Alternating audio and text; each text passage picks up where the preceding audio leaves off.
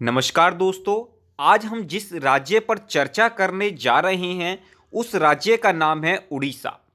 और इस राज्य में आगामी 2024 में चुनाव हैं।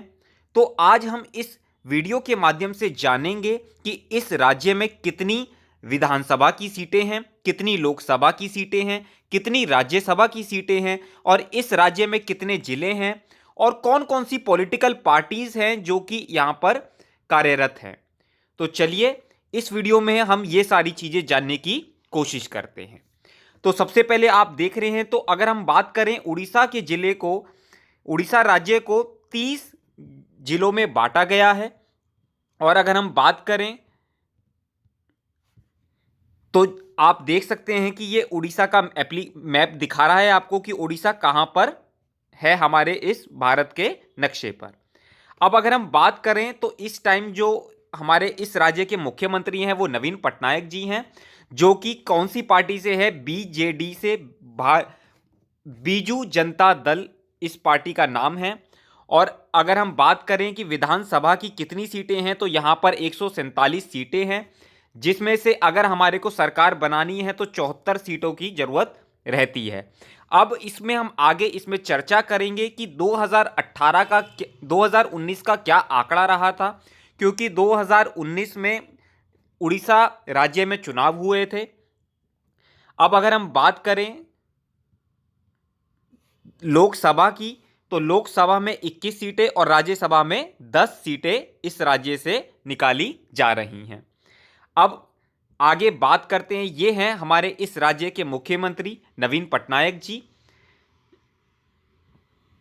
और अगर हम पॉलिटिकल पार्टीज की बात करते हैं तो वहां पर 3 पार्टीज हैं, बीजेडी जिसके बारे में मैंने आपको पहले ही बता दिया, दूसरा बीजेपी भारतीय जनता पार्टी और तीसरी इंडियन नेशनल कांग्रेस। अगर हम उनके 2019 के आंकड़ों की बात करें तो जैसा मैंने आपको बताया 147 सीटों में से 74 सीटों की जरूरत है।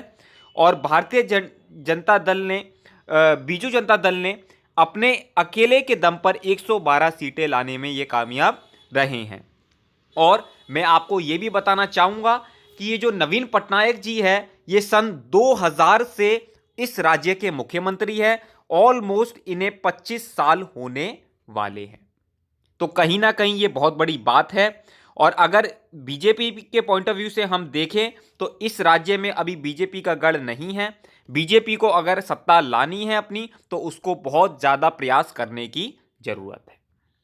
अगर हम इसके राजनीतिक आंकड़ों में बात करें तो एक बार राजनीतिक आंकड़ों में भी देख लेते हैं।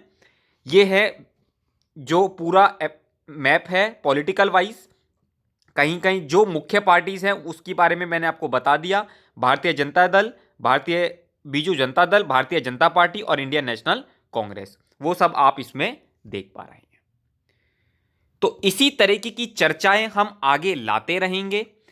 जैसे उड़ीसा हो गया, सिक्किम हो गया, आंध्र प्रदेश हो गया, इस तरीके के और राज्य जिनमें 2024 में चुनाव होने वाले हैं उस पर हम आगे चर्चा करेंगे। आपको अगर ये प्रयास अच्छा लगता है तो वीडियो को लाइक करिएगा और आगे अपने लोगों के साथ शेयर कीजिएगा, चैनल को सब्सक्राइब कीजिएगा। बहुत बहुत धन्यवाद।